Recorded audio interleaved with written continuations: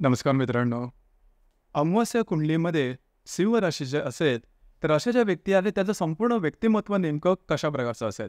जसं की अमावास्येचा जन्म म्हणजे रवी आणि चंद्र दोन्ही जे ग्रह आहेत ते एकाच राशीमध्ये आहेत आणि त्यामुळे दोघांचे जे गुणधर्म आहेत म्हणजे दोन्ही ग्रहांचे एकत्रित गुणधर्म सिंह राशीचे संपूर्ण गुणधर्म त्या व्यक्तीमध्ये दिसून येतात. मग ते कशा प्रकारचे असतात आणि त्यांच्या आवडीनिवडी कशा प्रकारच्या असतात, जीवनाकडे बघण्याचा त्याचा दृष्टिकोन नेमका कशा प्रकारचा असतो, या सर्व संदर्भातली खुलासेवर चर्चा आपण या व्हिडिओमध्ये करणार आहोत.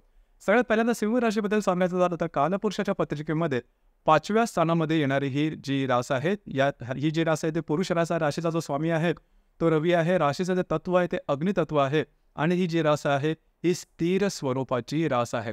संपूर्ण पुरुष तत्व यामध्ये आहे. म्हणजे रवी आणि चंद्र दोघेही या पुरुष तत्वामध्ये येतात. त्यामुळे या म्हणजे अमावस्येच्या ज्या व्यक्ती असतात, मग ते स्त्री असतील किंवा पुरुषाच्यामध्ये पुरुष तत्व हे जबरदस्त दिसून येतं. म्हणजे यांच्यामध्ये एनर्जी किंवा ऊर्जा, कॉन्फिडन्स, आत्मविश्वास हा जबरदस्त दिसून येतो. राहणीमानाबद्दल सांगायचं झालं, या राशीच्या एकंदरीत चिन्हावरून तुम्हाला जाणवलं असेल की ही जी रास आहे ही जंगलाच्या राजाची रास आहे किंवा त्याचं तसं चिन्ह आहे आणि या राशीचा जो स्वामी आहे तो रवी आहे. त्यामुळे या राशीच्या ज्या व्यक्ती असतात तो थोड्याशा राजेशाही थाटामध्ये असतात. अगदी त्यांच्या राहणीमानापासून ते वागण्या बोलण्यापर्यंत जीवनाकडे बघण्याचा दृष्टिकोन एकंदरीत त्यांच्या जीवनाच्या सर्वच पैलूमध्ये हा राजेशाही थाट दिसून येतो. इतरांपेक्षा काहीतरी वेगळं असावं, इतरांपेक्षा काहीतरी चांगलं असावं, सर्वोत्तम जे आहे तेच आपल्याकडे असावं, आपण केलेलं काम सुद्धा इतरांपेक्षा वेगळं आणि उत्तम असावं, दी बेस्ट होण्याकडे यांचा कल जास्त प्रमाणात दिसून येतो आणि तशा प्रकारे त्याच्यासाठी लागणारे सगळे प्रयत्न हे करतात.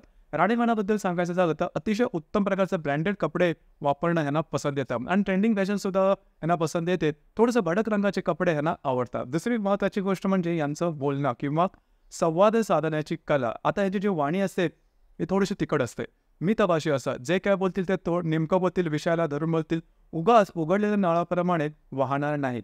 ही जी गोष्ट आहे ही सिंह राशीच्या व्यक्तीमध्ये खूप चांगल्या प्रकारे दिसून येते.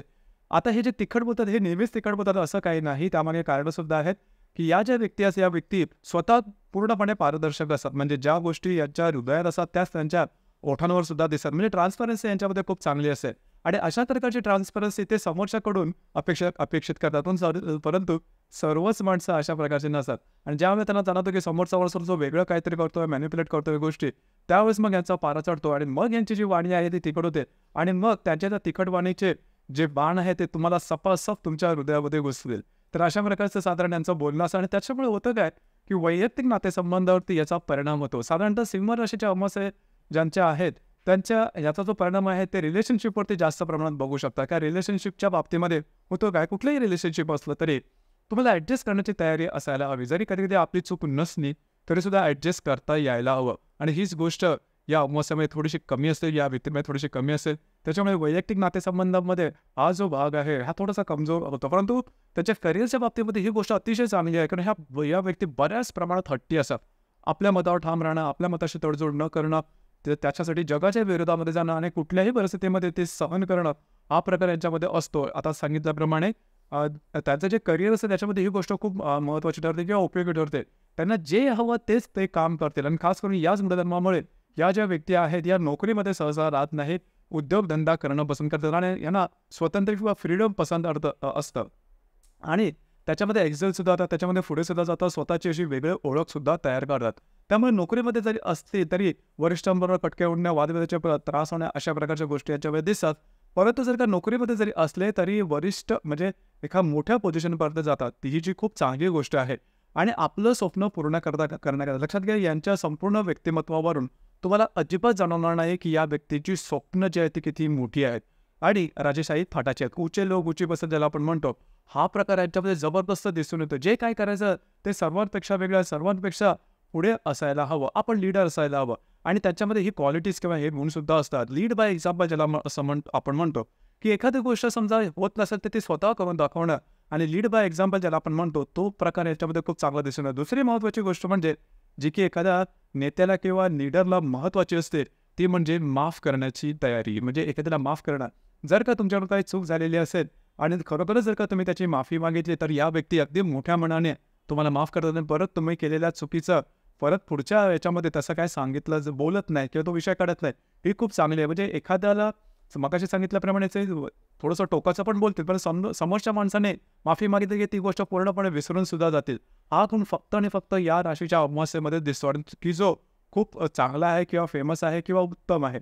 दुसरी महत्त्वाची गोष्ट म्हणजे थोडंसं यांचा मूड चांगला बनवण्याकरता जर का थोडंसं तुम्ही चांगलं बोललात, यांच्याबद्दल चांगल्या-चांगल्या गोष्टी सांगितल्यात, तर यांचा मूड लगेच बदलतो. थोडंसं यांची थोडीशी वाह-वाह केली, की यांना थोडंसं बरं वाटतं. मग तुम्हाला अपेक्षित गोष्ट त्या स्वतःहून देतील. तर ही गोष्ट थोडासा वीक पॉइंट पण आहे, स्ट्राँग पॉइंट पण आहे यांच्या बाबतीमध्ये. कशाही प्रकारे तुम्ही त्याला बघू शकता. एकंदरीत सांगायचं झालं तर या राशीच्या ज्या व्यक्ती असतात त्या दिलखुलास असतात, बिनधास्त असतात. कुणालाही घाबरत नाही. ना कुठल्या व्यक्तीला, ना कुठल्या परिस्थितीला.